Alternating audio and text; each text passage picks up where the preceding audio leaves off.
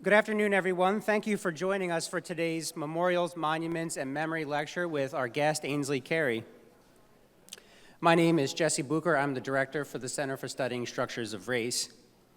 The Memorials, Monuments, and Memory Lecture Series, sponsored by the Center for Studying Structures of Race, brings to Roanoke's campus a number of artists, architects, and scholars whose work addresses the role of monuments and memorials in society. The series invites students and the broader public to examine the intersection of art, public memory, and history. The series itself precedes planning for the school's upcoming commission of a new memorial commemorating the enslaved people who built the college and contributed to the wider region. The memorial will be developed in partnership between the college and Creative Time, a public arts organization based in New York City, who works with artists to contribute to the dialogues, debates, and dreams of our times. It's been wonderful to be present for this series' past lecture, including those from the conceptual artist Charles Gaines, the cultural historian and architect Mabel O. Wilson, and the historical archaeologist Whitney Battle-Baptiste. Recordings of these videos are all available on the center's YouTube page. At this time, I'd like to welcome President Frank Shushak to the podium to introduce today's esteemed speaker, Ainsley Carry.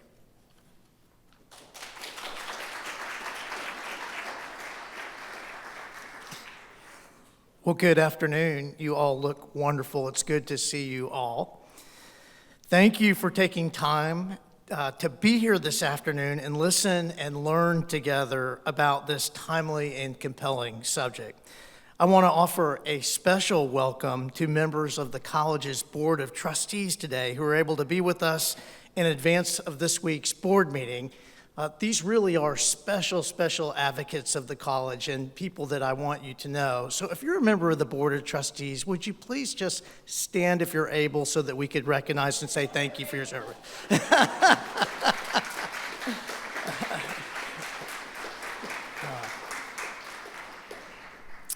I have had the privilege of knowing Ainsley Carry for many years as a friend and a colleague, and I'm truly thrilled that he was willing to come all the way from Vancouver, British Columbia, to be at Roanoke College today.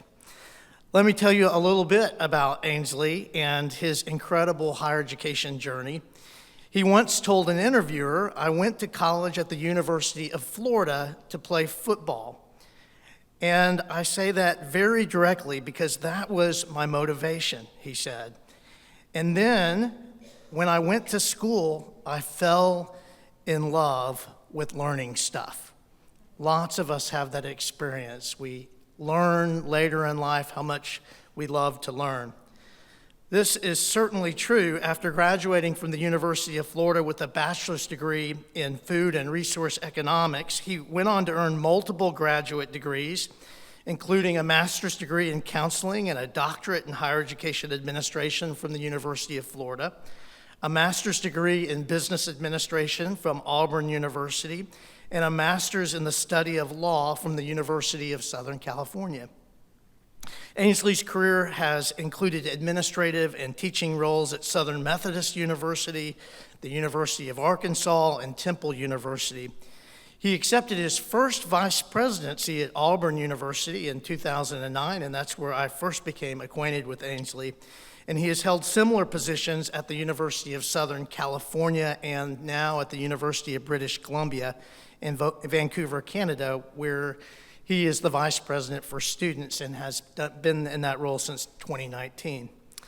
Today, Ainsley is here to share insights from his second book, Washington Next: Disputed Monuments, Honorees, and Symbols on Campus, in which he tackles a difficult administrative challenge, negotiating memorial disputes on campus. If you have not read the book, I encourage you to do so. It will be transformative. His research and writing are insightful, provocative, and practical, and he does not shy away from asking readers to grapple with tough questions. And one of the things I love about working at a university is that we are capable of and interested in struggling with some of the most difficult questions that face us. If we can't do it, who can?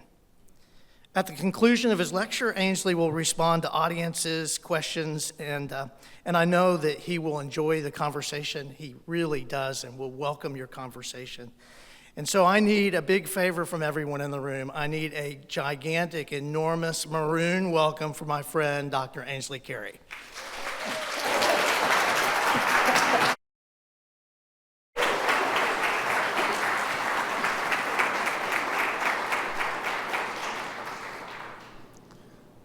That was an amazing introduction, and I'm so incredibly thankful.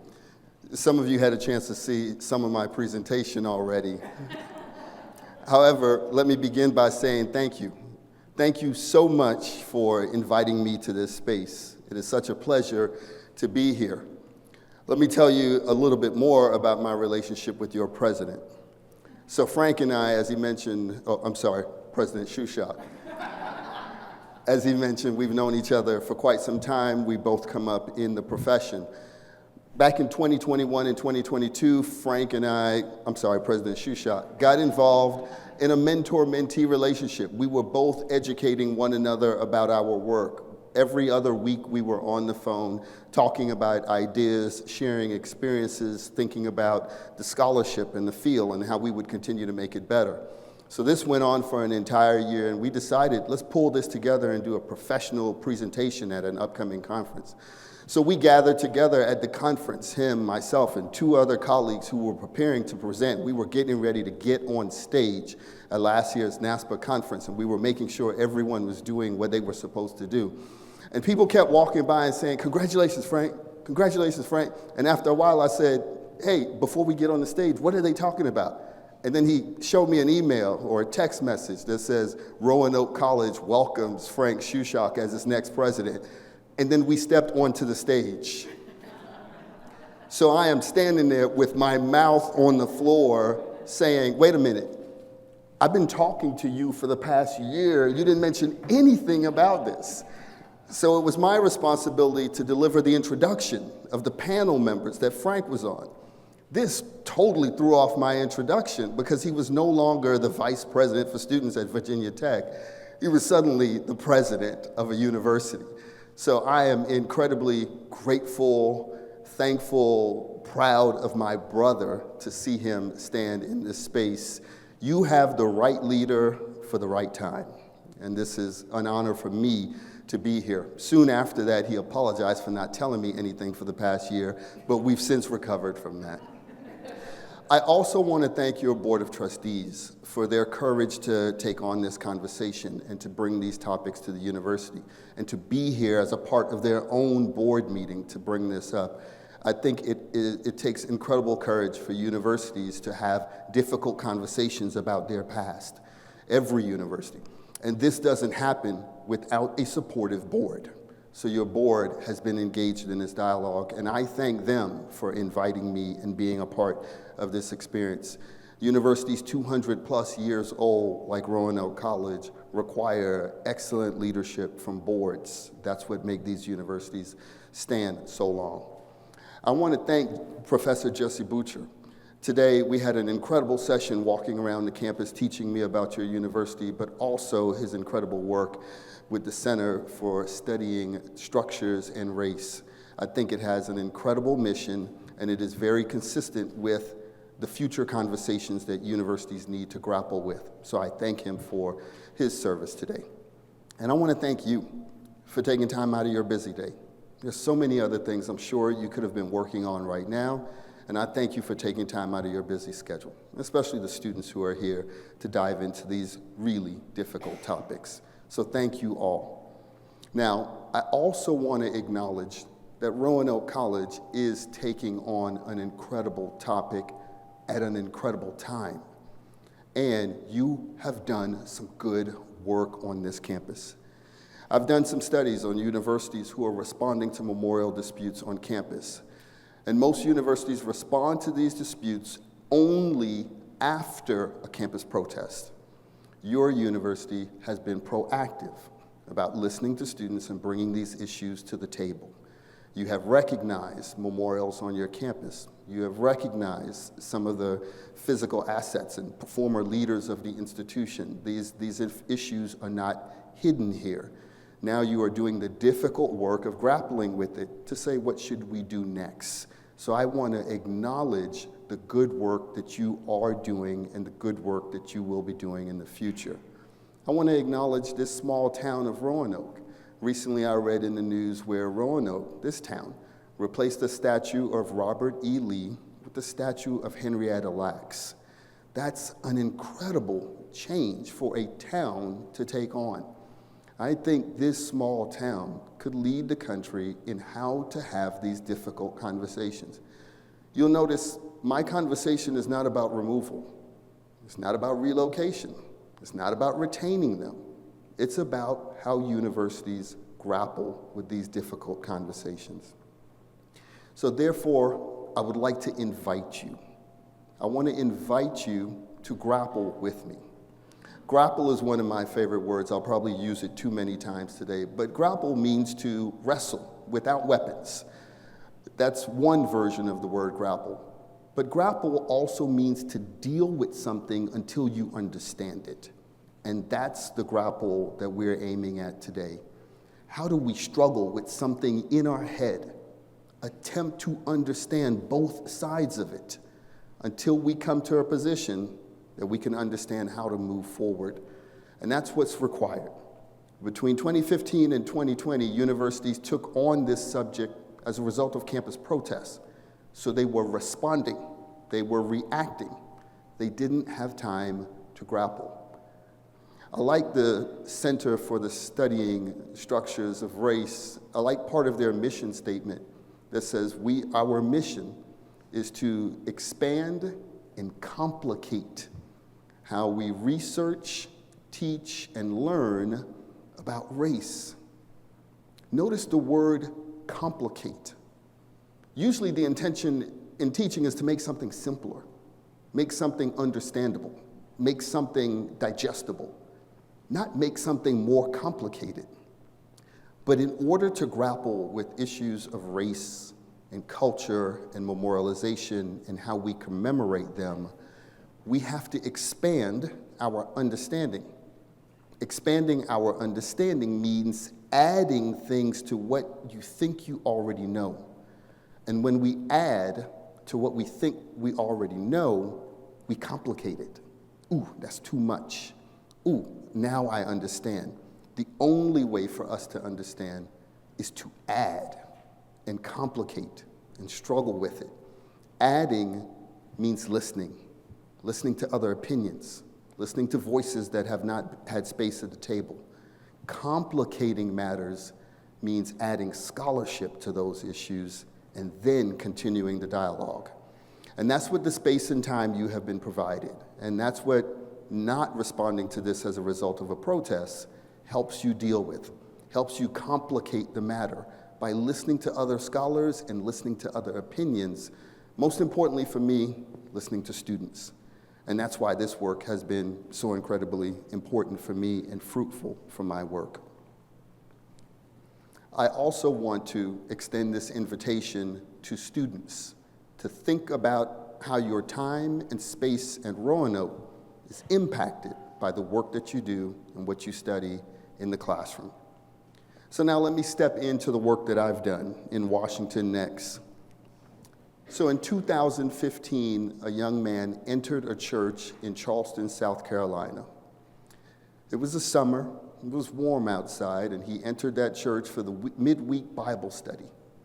Church parishioners were gathered, 12 of them gathered in the pew, and Pastor Reverend Pinckney was there. The young man asked to meet the pastor as soon as he arrived, and the pastor brought him in, wrapped his arms around him, and asked the young man to have a seat.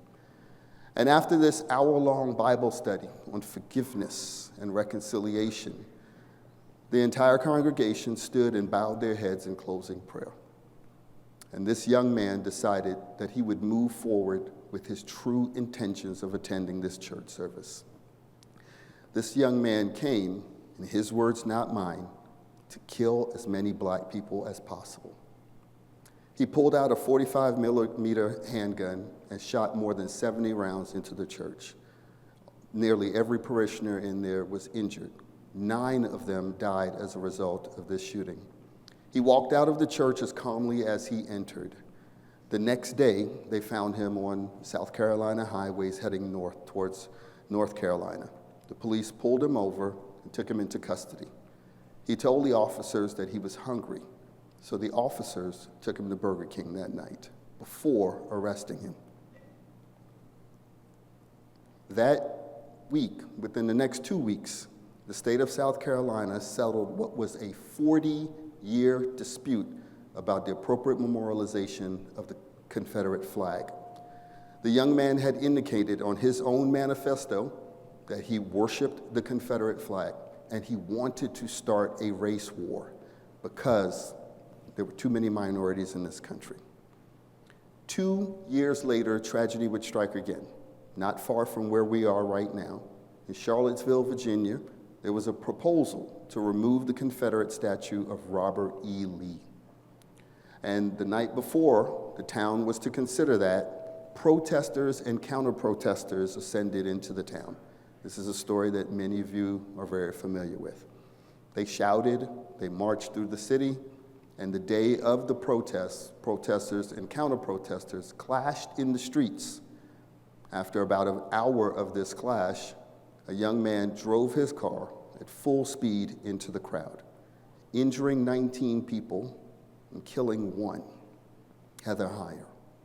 And that was over a proposal to remove a statue of Confederate leader Robert E. Lee. Then President Donald Trump responded to the tragedy by saying there were good people on both sides, the protesters and counter-protesters. But he asked a question that propelled the research that I have ventured into. He asked the question, who's next? What other memorial are we going to consider? Where's the slippery slope? Are we going to consider George Washington next? For most people, it was a rhetorical question. But for me, I thought, wait a minute. Would a nation that is so proud of its memorials, of its founding fathers, would a nation with this much pride ever consider revisiting George Washington, Thomas Jefferson, James Madison? 12 out of the first 16 U.S. presidents owned enslaved people during their time in the White House. Would we ever go back to the beginning and challenge those memorials? Of course, we'll challenge Robert E. Lee. He was the president, the general for the Confederate Army. Jefferson Davis was the president of the Confederacy. And all Confederate memorials, those are openly challenged today. But would we ever consider challenging the group that we call the Founding Fathers? It really made me think about this. Perhaps not today, but there will be a future generation of Roanoke College students, University of Virginia students, University of Florida students, University of Michigan students that may challenge the basic understanding of memorialization in the United States. And for much of that has already begun. As a college administrator, I wanted to understand how can we guide students in grappling with this? What's the framework for us having this conversation? So I did this work by examining the universities that did it. So between 2015 and 2020, more than 100 universities were facing protest on their campus on how to deal with memorialization on campus. So I examined those universities who produced public reports, who released a statement, sometimes a 30, 40-page document outlining the memorialization on their campus and how they responded to it. I pulled all of those reports down, all of the media coverage, all of the student debates, and after a 5-year period, and studied all of that because I wanted to create a playbook on how to guide universities through grappling with this.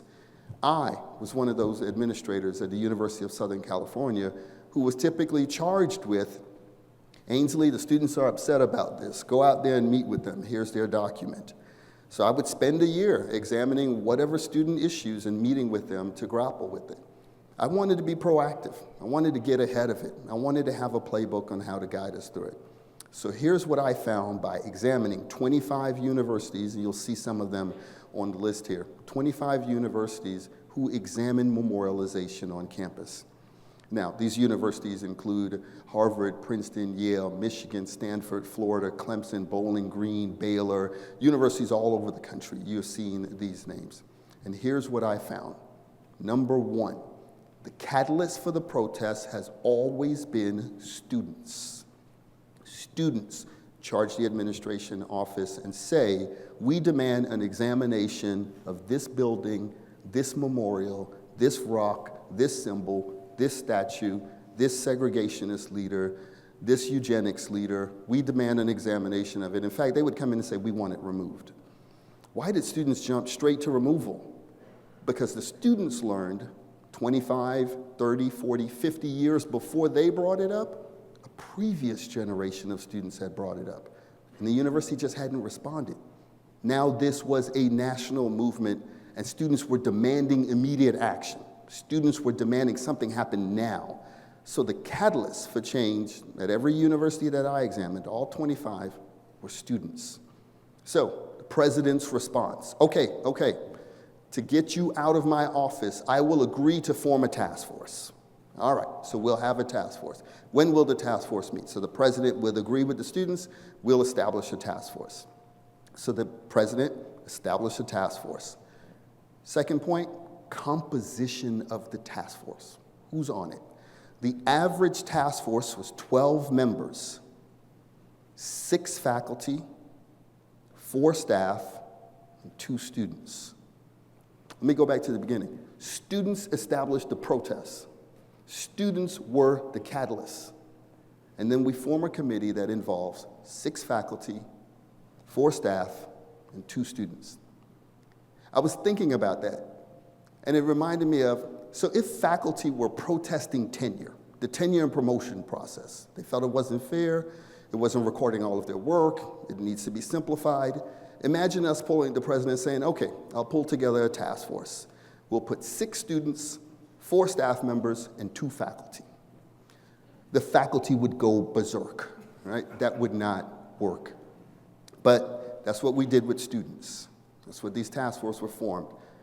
The lowest representation were students, consistently. With the exception of one university, Bowling Green University had 6 students and 6 faculty and staff. There were 2 universities that were trustees only on their committees. Princeton University and Clemson University. Included no students, no faculty, no staff. 2 universities were faculty only. Michigan and Indiana University, in examining their memorial disputes. Now, as the president formed the task force, he would give the task force one of 4 types of charges. One charge could be examine the name and whether we should change the name or not. So it's a yes or no question. Should the name be changed or not? Not tell me what to change it to, not change the name, but yes or no question. So let's build this task force and ask them a yes or no question. That was one type of charge. The second type of charge we found is a charge for contextualization. So he would tell the task force, your assignment is to contextualize this monument, contextualize this building name. That more than implies it will not be changed. We just want you to help us write the plaque that will go next to it. Or how should we contextualize it? But the bottom line in contextualization is that the memorial stays. That question has been answered. The only thing we're asking the task force to do is to help us come up with the 140 characters that we'll put right next to it. So that was the second type of charge. But here's the third type of charge. Every task force needed to establish a set of principles. What are the principles that will guide our decision making? So one charge was task force, come up with principles only. Don't tell us to move it, don't make recommendations, only establish principles. And then those principles would then be given to a decision-making body. whether it be the president, the board, or faculty committee, but the principles would go somewhere else. But the task force work was just to establish the principles. And then the fourth type of charge that presidents would give is for the task force to examine the principles and apply those principles to the disputed memorial and deliver to the president and the board a recommendation. 4 types of charge: name change, yes or no; contextualization; principles only; principle and recommendation. In every case, the task force never made the decision.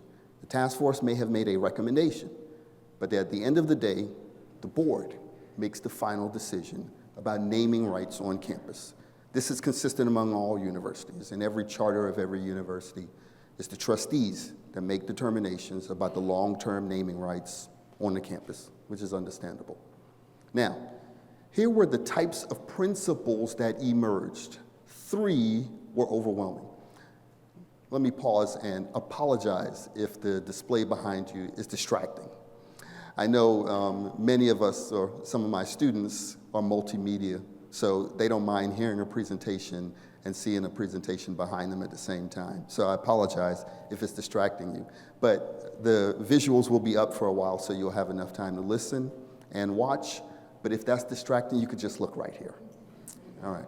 So there were 3 principles. There are several principles that emerged, but 3 of them I think are really important that were kind of at the top of the list. 1, how should the committee deliberate the decision? Remove, retain, contextualize. What should we do? What are the principles that guide this decision? Principle number 1 is let's make sure that we use this as a teaching and learning opportunity as a university. We are an institution of higher education. Our mission is to teach and learn. So let's find an opportunity that whatever happens to this memorial is a teachable moment for our community. It's a teachable moment for our students. Let's not lose this teachable moment. How do we capitalize on the learning that will come forward, just like you are doing right here at Roanoke? The second major principle that emerged were concerns about erasing history. Yes, some boards said, or some committees said, let's make sure when we remove Robert E. Lee from Duke Chapel, we do not erase Robert E. Lee from history. Because if we remove Robert E. Lee from the center of the University of Texas campus or from Duke Chapel, no one will ever remember him again. Yeah, you hear the ridiculousness in that? So there is a real concern about this notion that if we take a name off a building, suddenly history will forget that individual. I appreciate the American Historical Association's comment on this point specifically. They reminded us that history is not retained in the name of a building or the name of a rock or a statue. History is retained in our scholarship, in our textbooks, in our libraries, and our museums. For example, if you go to Germany right now, you have a chance to tour any of Germany. You will not find a statue of Adolf Hitler, but no one in history will forget Adolf Hitler, right? So throughout history, history is retained in our scholarship. Now, we can imagine 1,000 years from now, will people remember Robert E. Lee? That's a different story. That's a different challenge. So the second principle that emerged was concerns about erasing history. The third principle that was dominant in many of these recommendations is this notion of examining the holistic picture of the individual. And I call this the single issue dilemma. Often in memorial disputes, we pick one thing about an individual and say, oh, we got it. That person owned an enslaved person. He must be removed. But when we stop and examine the totality of the honoree's life, what was it really about? What is the person's principal legacy? So the concern in many of the memorial disputes is that we examine one slice of an individual's life. I would hope that years from now that no one judges me by one moment in my life, right? I made some mistakes as 18 and 19-year-old Ainsley. And I would hope that that version of me is not the only version that's considered in the future.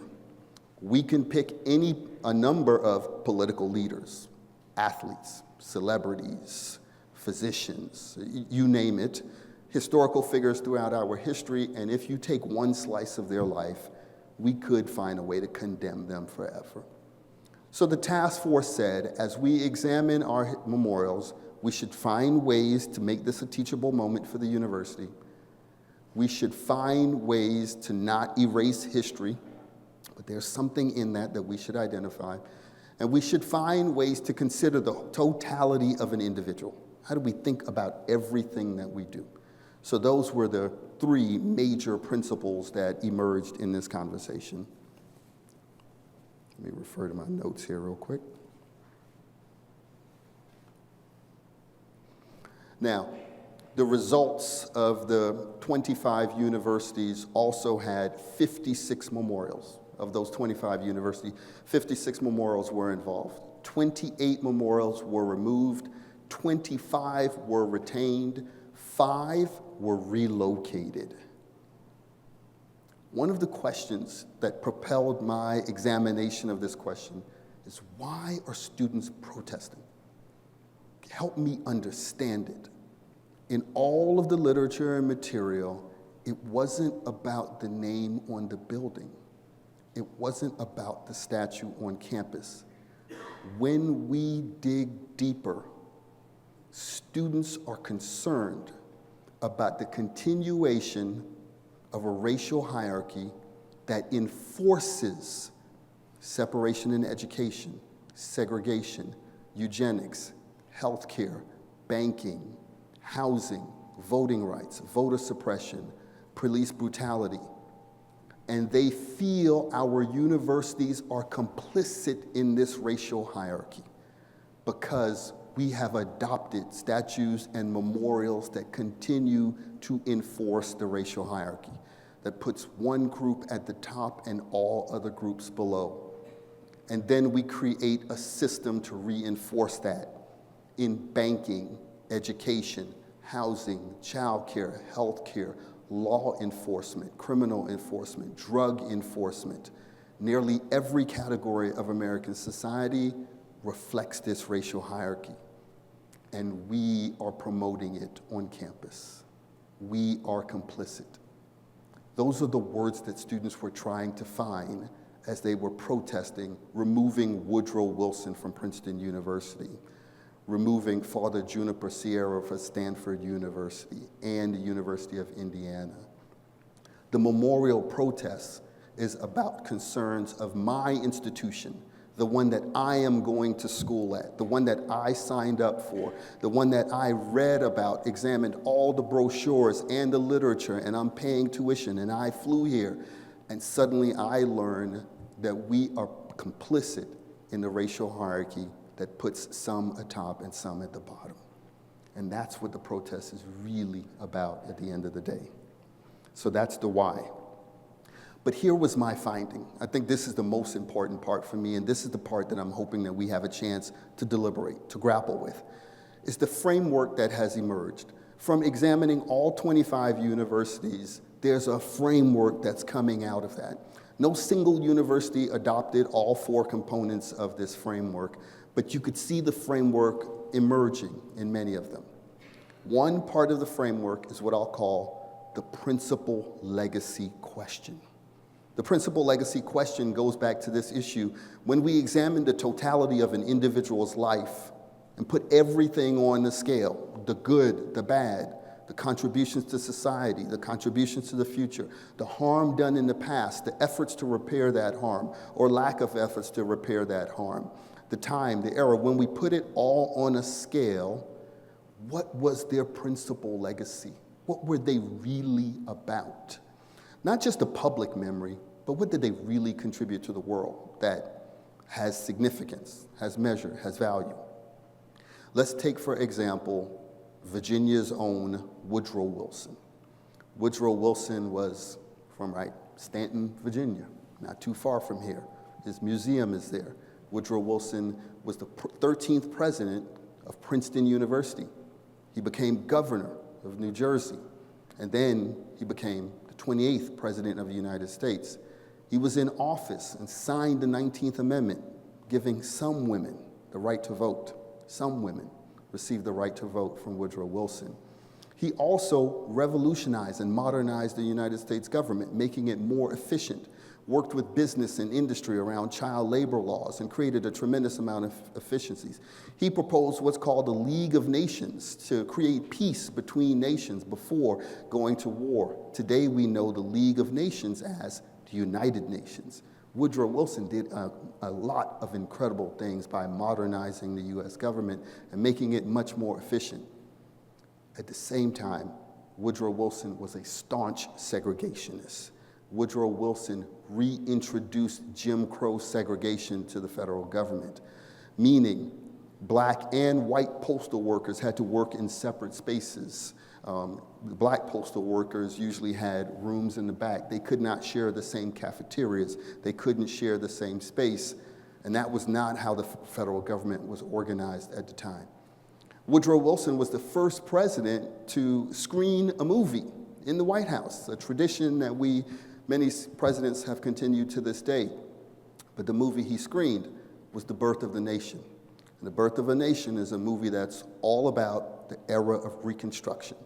And Reconstruction was the period immediately after the Civil War when the federal government sent troops to the South in order to allow newly freed people the right to liberty, justice, equality, access to education, access to voting. Woodrow Wilson screened a movie, The Birth of a Nation, that talked about how awful that was for this country and depicted politicians of color in very demeaning and offensive way. But the heroes of The Birth of the Nation was the Ku Klux Klan. They came to save the day at the end of the movie and rid the country of the awful politicians of color who had now taken over the country.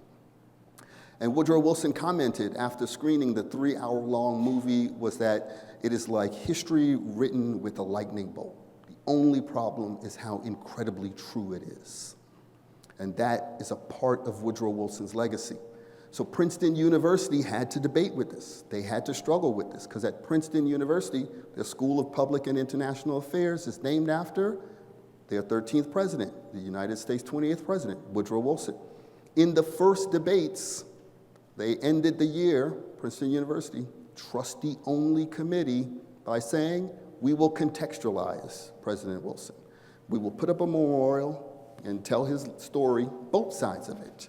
His name was attached to scholarships and other activities. We're going to examine all of that, and we will make it clear that we're aware of both sides. That was 2017.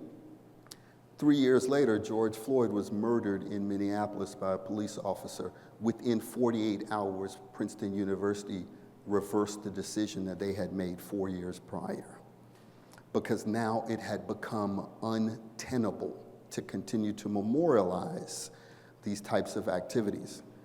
But Princeton wasn't the only university to re-examine their decisions. University of Oregon reversed their decision. The team that we formerly knew as the Washington Redskins, now the Washington Commanders, reversed their decision. NASCAR removed the Confederate flag from NASCAR events. A number, about 30 companies and corporations, decided that they would make changes after the death of George Floyd. But the decisions weren't because, we now understand how wrong this is. It's not only because of that. The decisions were economic. The Commanders were facing a revolt from FedEx and Nike. They said, we will drop you if you don't make these changes. And so was true for all of the other brands, Aunt Jemima's syrup, Uncle Ben's rice, and many of the other companies that revisited memorialization and how they use imagery to sell products. So the principal legacy is an important question to examine both sides. Woodrow Wilson is the example that I would offer to you. The second part of multi-frame thinking, or the second frame that emerged, is about heritage and heritage protection.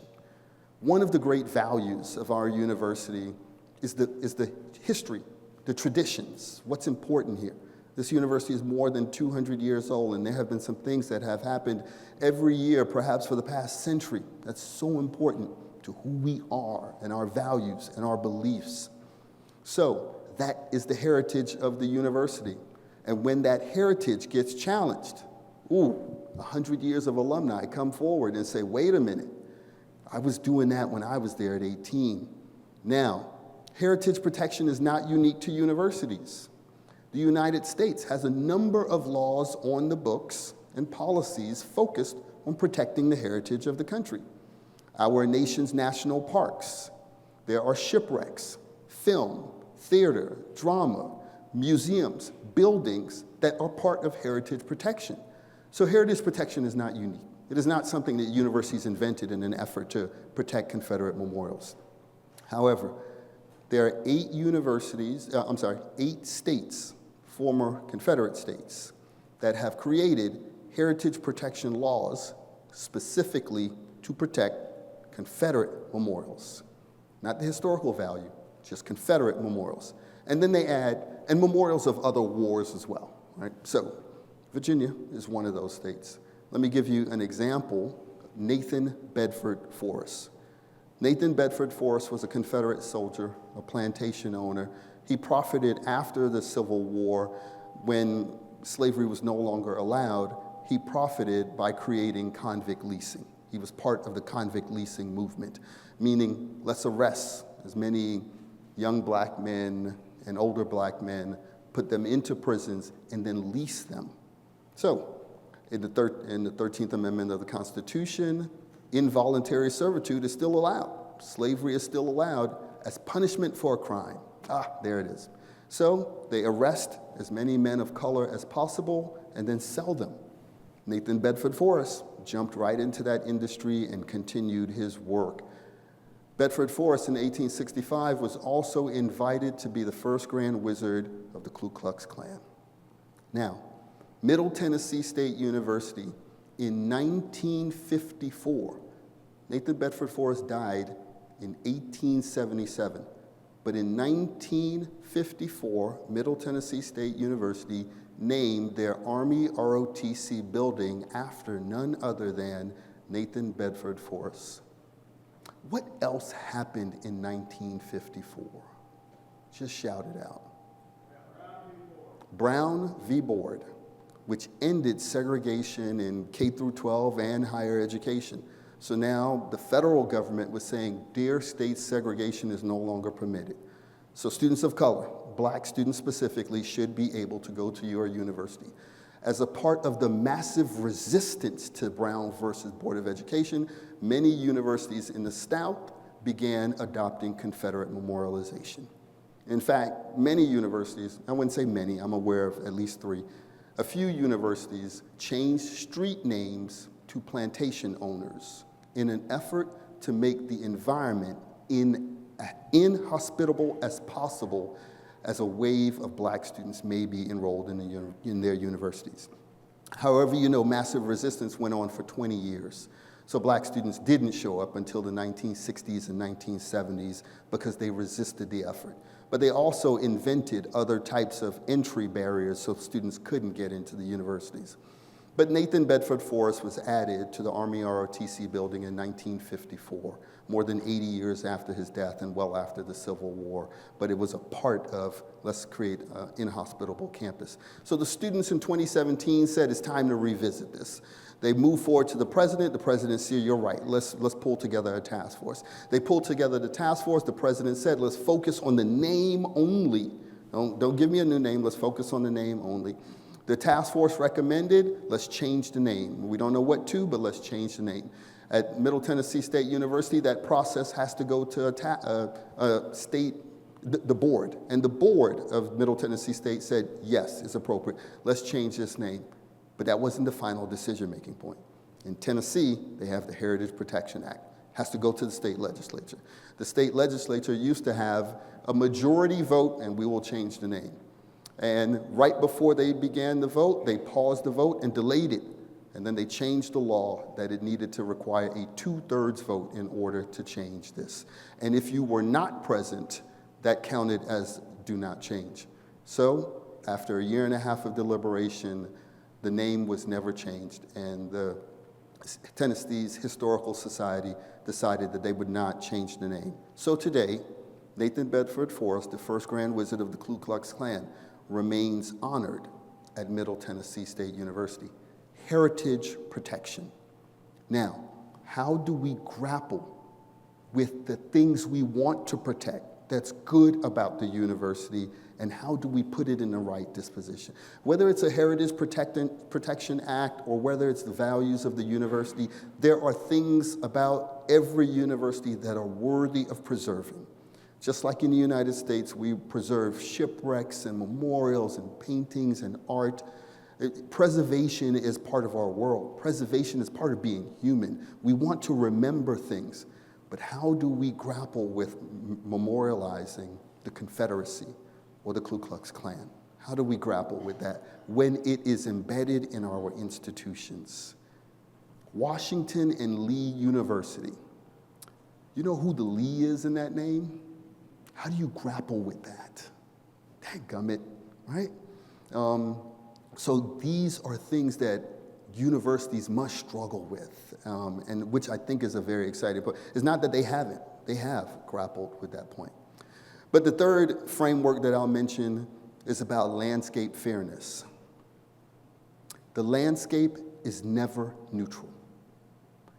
Everything about our world communicates values, communicates who's in power. The absence of things communicates who is not recognized. You walk into any major U.S. city, any street, you can stop at any corner, and you will automatically learn what's important at this corner, who is important, who's not recognized. The entire United States is formerly indigenous land. There are very few places in the United States that you will go and see the indigeneity being recognized on that street corner or in that intersection, or the contributions of indigenous people, the contributions of Asian Americans that helped build the railroads, the contributions of African Americans.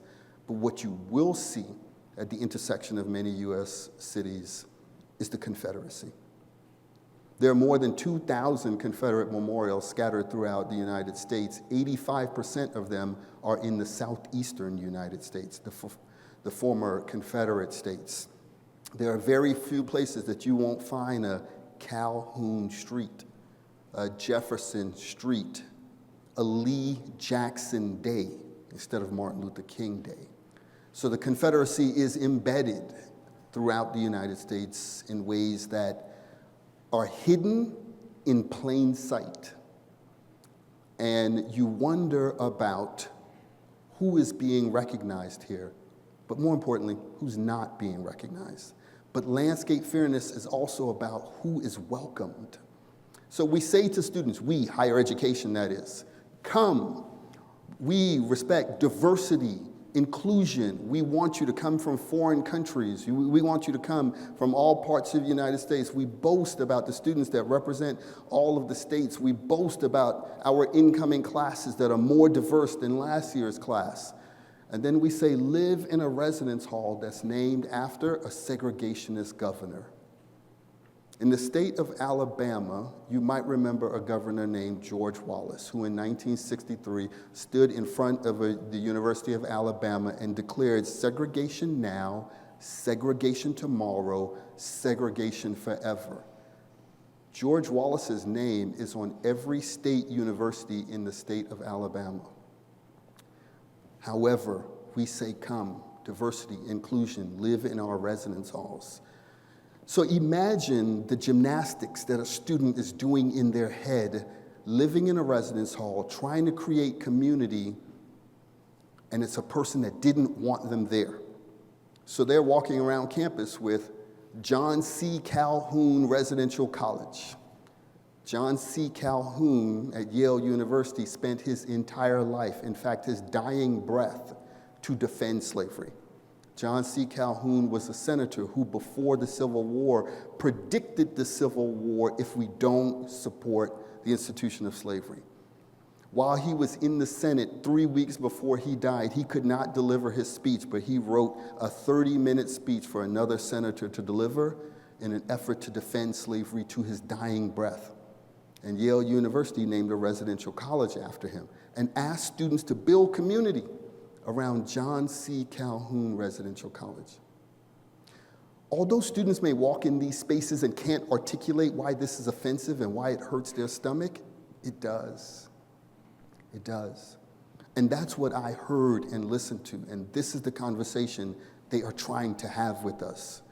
Landscape fairness impacts us all. I'll use an example. Stanford University, Father Juniper Sierra. His name is on 4 buildings at Stanford University. Father Juniper Sierra was a San Franciscan priest who came to the United States in the 1700s to do what? Remove the native out of the indigenous people. So along the state of California, they established a set of mission schools and brought children from indigenous families, removed them from their families and took them to the school in order to educate them. Those students were sexually assaulted, many of them died, and all of them lost their indigenous heritage. The entire country of Canada is now apologizing for this in massive ways. But Juniper Sierra was all over that campus, and guess who noticed it? The indigenous students. They said, this doesn't feel right. Stanford spent a year examining the question and removed Juniper Sierra from campus. The last framework that I'll talk about is what I'll call the moral standards question. And this is a very popular debate. This debate is all about which standards should we use. So one common framework is to examine the standards of that time. So let's say, in 1850, everybody owned an enslaved person, right? So there's nothing wrong with that.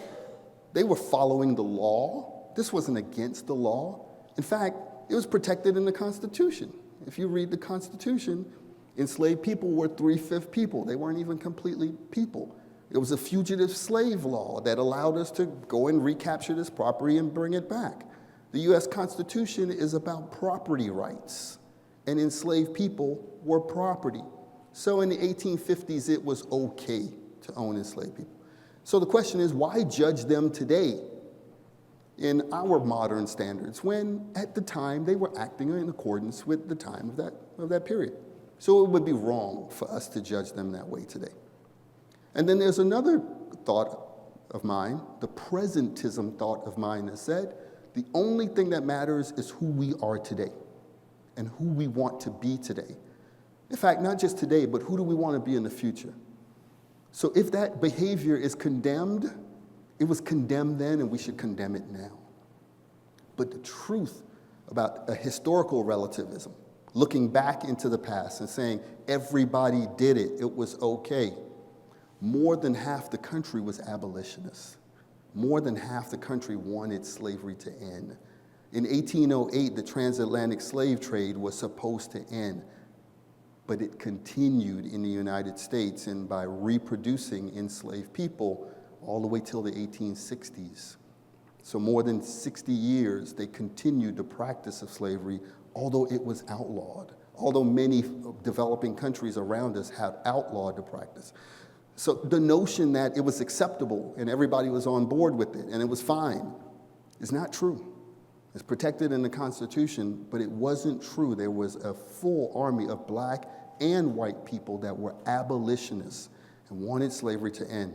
So the moral standards question is, which standards should we use? Should we use the standards of the 1850s or should we use the standards of 2020?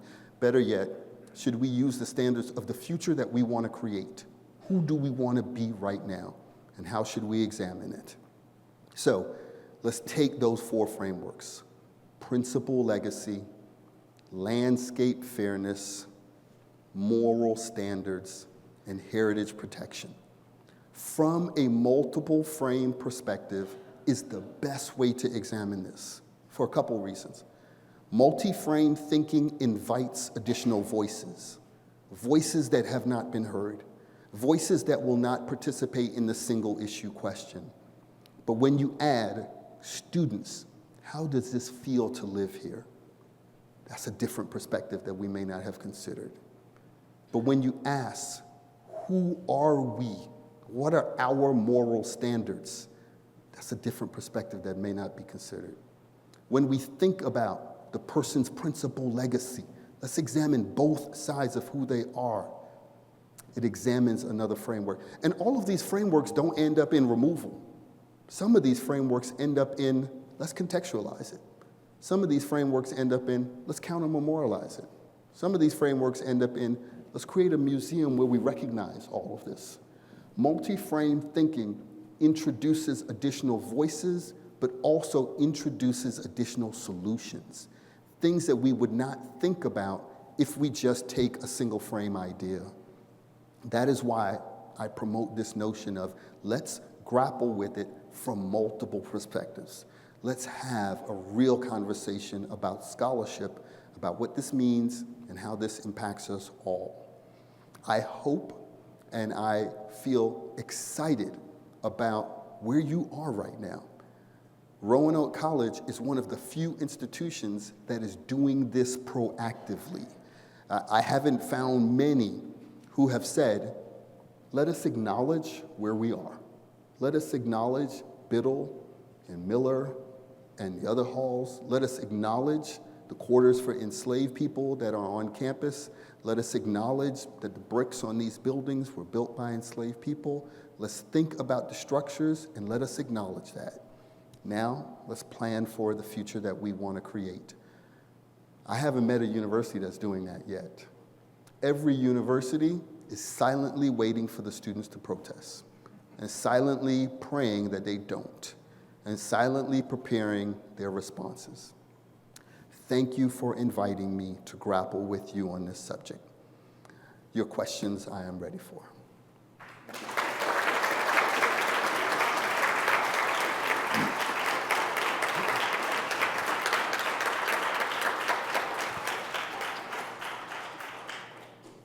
Who's brave enough to go first? Yes. So, in your opinion, where do we start? So the question is, where do we start? As I mentioned, catalyst is often the students, and then the president assembles a task force. I think part of where do we start is about the assembly of this circle of people that will grapple with this task force that will think about these issues. What's great about Roanoke is that the Center for Studying Structures and Race is already giving you some of that, right? It's already giving you this group of students who are examining this from scholarship. They're not just on YouTube looking up YouTube videos and pulling down articles. They are really reading the literature. So I think this begins in the scholarship. I was so impressed by the universities that brought to the table history professors, the university archivists, law professors, because so many of these things are embedded in law, embedded in our legal structures. So how do we assemble a task force that has the appropriate people at the table, talk truthfully about what's going on, and that task force comes up with recommendations that goes to the president and then to the board. I think it's really starting for me, what are the principles that you will use to help guide you? In the book, I outlined several principles. So a group has to establish the principles separate from the memorial dispute. Because when you try to do them together, you develop principles based on a memorial. You got to do them apart so the principles could stand alone. So whatever issue shows up in 10, 15, 20 years, you can apply these principles because they're neutral of the specific memorial. So I think starting with the task force, you already have remnants of it embedded in the Center for Studying Structures of Race, and thinking about it from that direction. But I think you're beyond stage one. I think if there were 10 steps, I think you're sitting on step 4 or 5 because of the work that's already been done. And that's one of the reasons that I want to applaud the board for its courage in starting this conversation. Next question. Hi, thank you very much. I wonder if any of the universities, colleges you've researched have consulted with the descendants of slaves who have built their communities, or the descendants of slaves within their wider community as part of their process. Thank you for that question. So some of you might be familiar with the work of universities studying slavery. From that group, a number of the universities in that group, some of the private schools, the Brown, Georgetown, some of those institutions have done some work to identify the descendants and have created some innovative remedies to say, let's reach out to those descendants, let's offer them scholarships, let's formally apologize to those descendants. So in that category of research and scholarship, universities studying slavery, there is some of that work going on. As you can imagine, I know some of that work is being entertained here. It is incredibly difficult because many of these enslaved people didn't have last names. They didn't have last names recorded, so it's hard to figure out where they are unless you can do some genealogy type work and get access to types of data that universities don't have. And so many of the enslaved people that were north were sold down the river, right? So that was a punishment for enslaved people who didn't behave. They were put on a ship and sent to Louisiana, and their families were separated. So it's so hard to continue to make that connection. But the universities that I examined, none of them in the 25 had engaged the descendants as part of the remedy. But in the group of universities called Universities Studying Slavery, some of them have. Thank you, Ainsley. I guess I'm still grappling. Yeah. There's a much bigger picture here than simply the universities. As you said, street names, every kind of name, Stone Mountain in Georgia. I'm trying to figure out what the end game here is of what we should do as a country. So.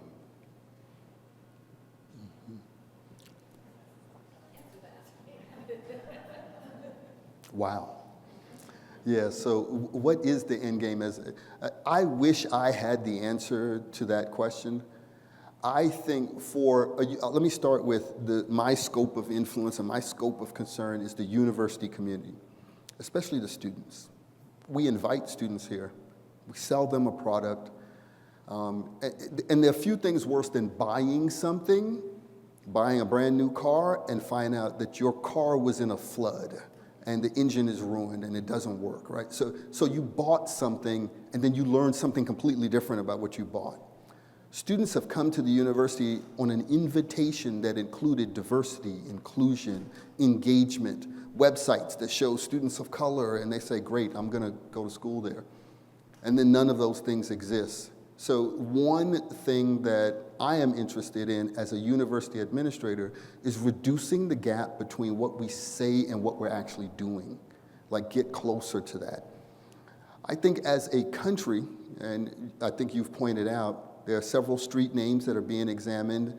Several major US cities have removed Confederate memorials from city squares. You might be aware the United States government recently examined there were 10 US military bases named after Confederate soldiers. Wait a minute, this was the invading army that ended up with their names on military bases. So the US government has decided they're gonna remove those names. They don't know what they're gonna name them to. So to what end? What are we working on? What are we trying to do? In my layman's terms, I would say we're trying to become a more just and caring and inclusive society for all, with the recognition that failure to recognize all is a part of excluding people.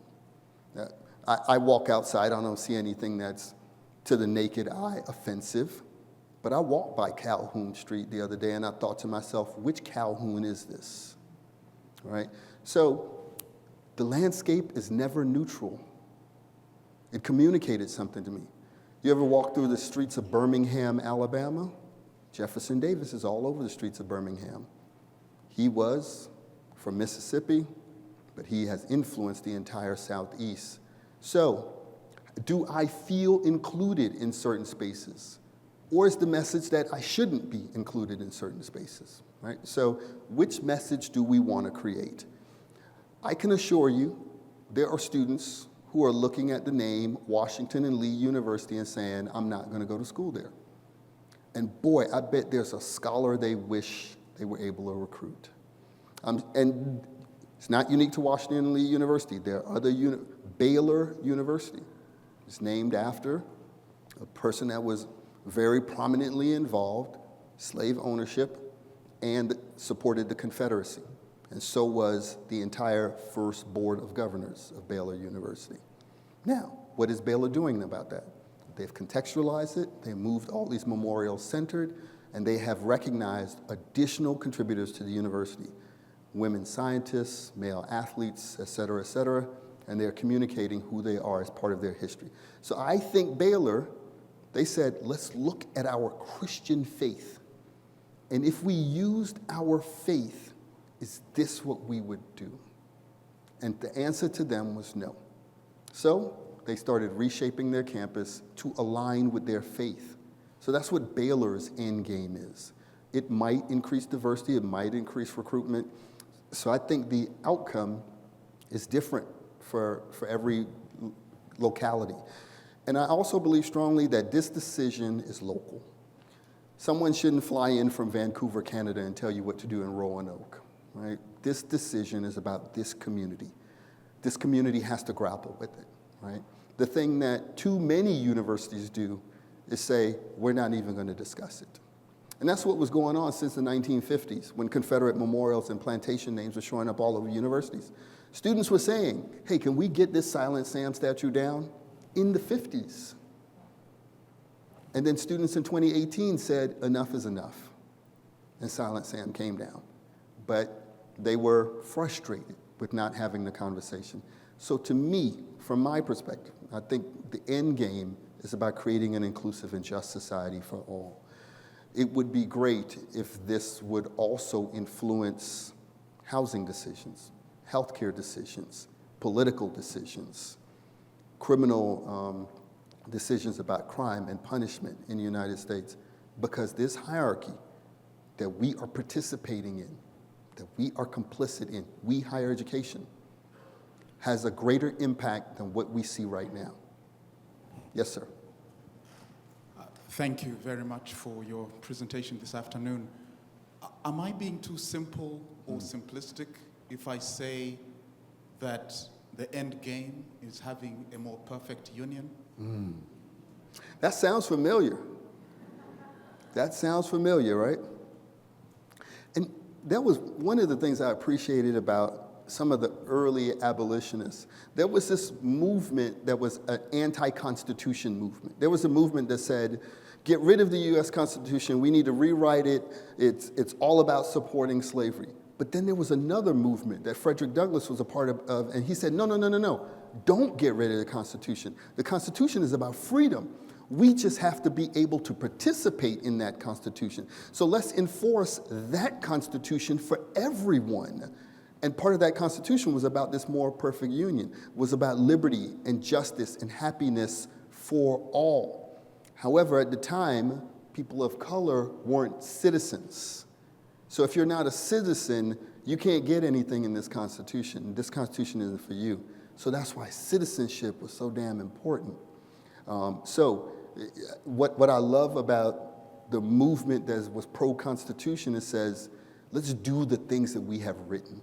Let's do the things that the Founding Fathers have written, which is create a more perfect union, as an example. Yes. The microphone went somewhere, and then I'll come up here. Yes. I just had a question more about just general information about the schools that you were looking at, and then where they are on the issue of, I'm thinking about housing and the gap between that deal and the real and the need for a perfect union. Gentrification at universities, because I remember hearing there's a lot of talk at William and Mary and then also at UVA, especially as the area around the university has grown. They've gobbled up more land.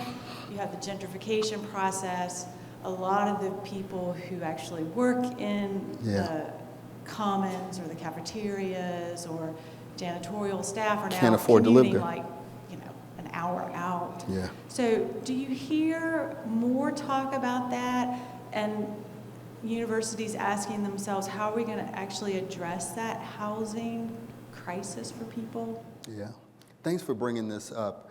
So it has not been part of the memorial disputes, right? It hasn't been part, it's not a symbol, it's not a statue, it's not a memorial, it's not a statement. So, but it has been part of greater economic decisions, right?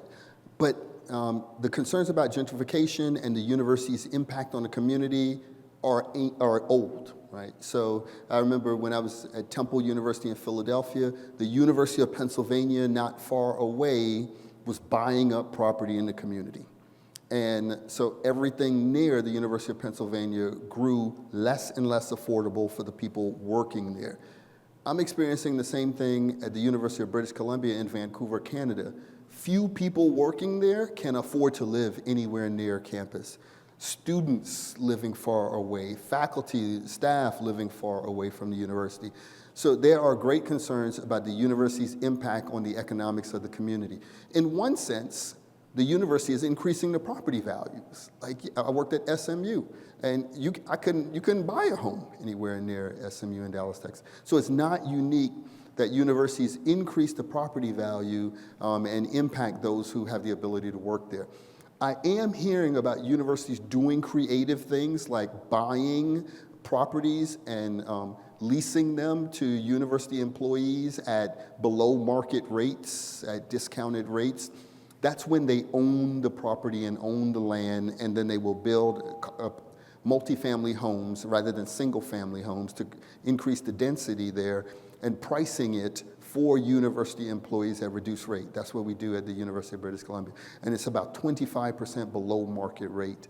Now, UBC is blessed with an incredible amount of endowed land, so they have no land cost. They just have the construction costs, and then they reduce the rate.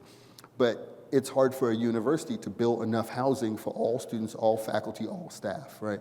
We have 15,000 beds for students, but we have 60,000 students. So we can't keep up with that. And the same is happening with faculty and staff. But it has not made its way into the memorial dispute. But it is something that I think every university is grappling with, and any remedy to it is expensive. It's more than many universities can afford. And sometimes it's hard to build your way out of a housing crisis, right? So that is a good question, but it hasn't been part of this debate yet. Yes, sir, you had your hand up. Oh, I'm sorry, wherever the mic is. Oh. Yes, okay. I too want to thank you for your presentation. Thank you. Very good. My question to you is that you have talked about several colleges and universities who've been through this exercise. My real question is, what were some of the most effective ways to communicate and to educate not just the campus, but the alums and people who have had pride in their college and university? And to go along with that, the students that arrive who will not feel the emotional distress of some of these monuments, so forth. Yeah. So this is a good question. One of the examples I point to is the work going on at Baylor University. They took a very deliberative approach. They reflected on their Christian values. Even assembling the task force was a community engagement process. They didn't assemble the task force behind closed doors. The task force held multiple town hall meetings where they took input from the community in a room much like this. They gave the community an update. The community shouted back, here's what we think, and they used that input to continue to inform their deliberative process. So it was as transparent as possible, the entire process, and then they communicated the outcome to the students. Some universities have now embedded that education into their orientation experience. So when new students arrive to campus, they have a campus tour that includes this statue used to be here, now we've moved it over here, and here's the context. So students are learning about the university as part of the university's tour and the university's experience about educating the community. Many universities also admit they lost some alumni support. So, University of Mississippi, most commonly known as Ole Miss, they had probably 12 Confederate memorials, building names, statues, you name it. When they were going through this process, they had to start off by saying, dear community, We will not change Ole Miss. The name Ole Miss was protected. If you know something about enslaved people, they used to call the wife of their enslaver Ole Miss. So Ole Miss changed their name. They used to be the Flood. They changed their name and their yearbook from the year. There was a yearbook promotion. What should we call the yearbook? And someone said Ole Miss, and Ole Miss came from what enslaved people would call the master's wife. Ole Miss flew the Confederate flag until 1997 at football games. They had the world's largest Confederate flag that would cover the entire football field. That was adopted in 1948 as part of Strom Thurmond's Dixie Party. So they said, Senator Thurmond, we will support you in the Dixie Party. We will now become the Ole Miss Rebels.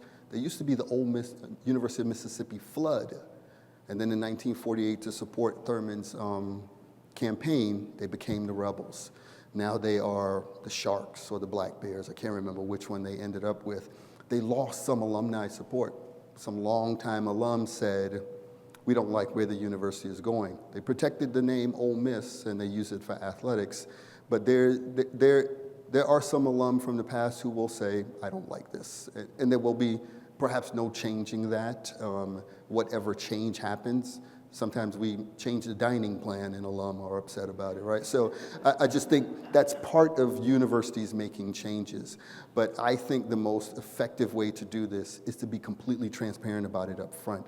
And I thought Roanoke has done that. Like me just doing my homework in preparation to come here, you're pretty transparent about what's going on online. The next step is a task force that examines this, that includes board members, but it may not be exclusively board members. It should include some students, should include some faculty, some historians, maybe legal scholars, the university's archivists. These are people who are sitting on this information.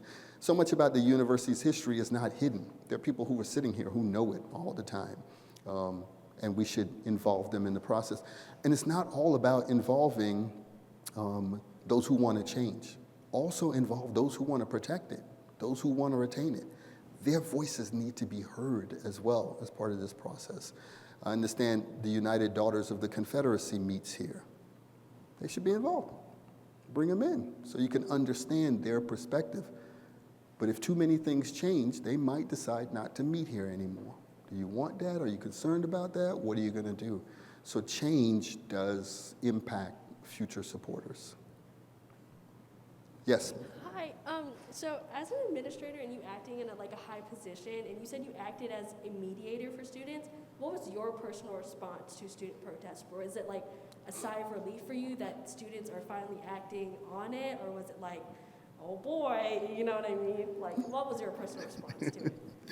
All right, so me by nature, I appreciate this dialogue. Well, let's talk it through, right? Like I think reasonable people can come into a room and agree, disagree, and go back and forth. That's my energy. That's how I want to work with students. In fact, I often have to, not often, I tell students, I'm not your enemy. I'm here to help you, right? So as the vice president for students or your dean of students, they are the administrator assigned to help you accomplish your goals. But if you want to fight with me, that's not going to be effective, right? Because I'll just listen to you, and then we won't move anywhere, right? Until we can come to the table and have a respectable conversation. So students were entering my office, and one time students entered my office and just took it over. 15 students came and sat down in my office and said, we're not leaving until you meet our demands. I just said, okay, fine, you all stay there. You want me to order pizza? Want me to get some water? And I just kept working. I just kept doing whatever I wanted to do. And they sat there for about an hour and a half. What got them out, we turned off the Wi-Fi in the building. And then they were like, oh, I'm out of here. It didn't last long. So to get to the heart of your question, personally, I want to have a deliberate, constructive conversation with students to help you accomplish your goals. That's my focus. But it doesn't work if I am your enemy. That doesn't work. And it doesn't work if I believe students are the enemy. Students are not my enemy. In fact, students are my constituents, right? They're my bosses. So I want to help you accomplish your goals. So I was not offended by it. In fact, I learned a lot from the student engagement, and it made me think in preparation for the next one, I need to be ready. Because they were introducing some stuff to me that I hadn't done my homework on, and I thought I should know this. Thanks for that question. Hello. There are students and colleges and other institutions who refuse to have these kinds of discussions. How do we as a society make these kinds of discussions easier, gentler, while not dumbing them down or just giving into a kind of reduction or ignorant point of view? I think this is a good question. It's a difficult, I wouldn't use the word make, because we're not going to make anyone engage in this. But I do feel, I start with plant your seed where it will grow. That's where I start.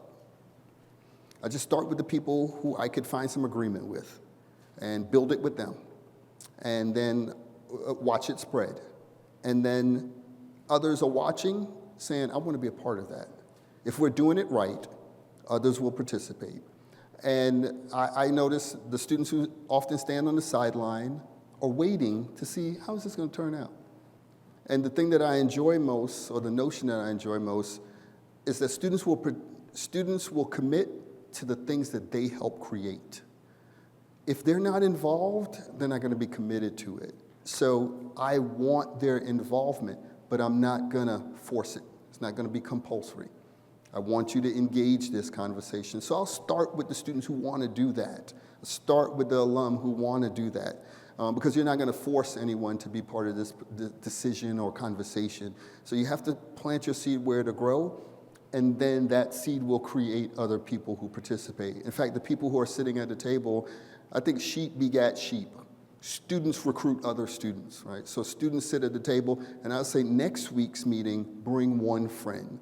And I think the other thing that gets students is pizza. So we offer, I bring a pizza at 7 o'clock at night, we'll get enough students.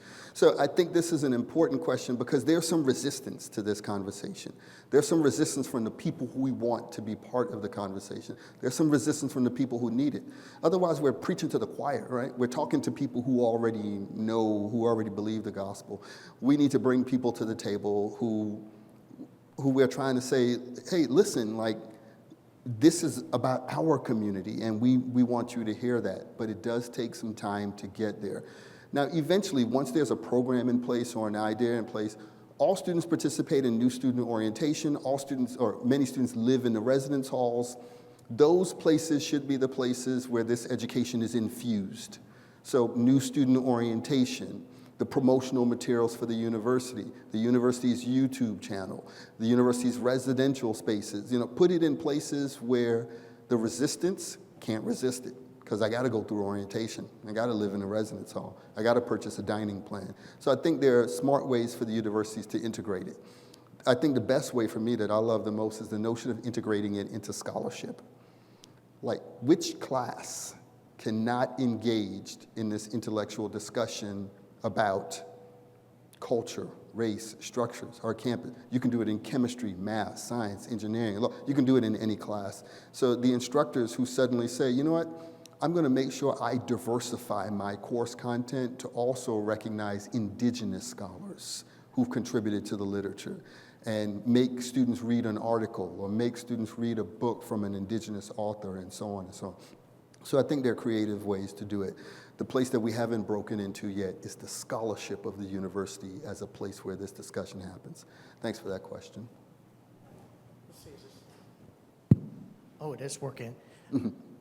You could tell we could have this dialogue for a long time, and I got to get him over to my house in about an hour, and I want you to have an opportunity to come visit with Ainsley if you have additional questions or you want to dialogue with him. But I just want to say thank you for modeling the beautiful thing that can happen when we learn together. And I love that our students are challenging us to build a culture where we can have meaningful dialogue about things that are important so that we can have shared learning. So Ainsley, thank you for a wonderful conversation. Thank you for all your research and for being here at Roanoke College. We're incredibly grateful, and my friends and colleagues here in the room, if you'd help me give one last round of applause for Ainsley. Thank you. Thank you. Thank you. Thank you. Thank you. Thank you.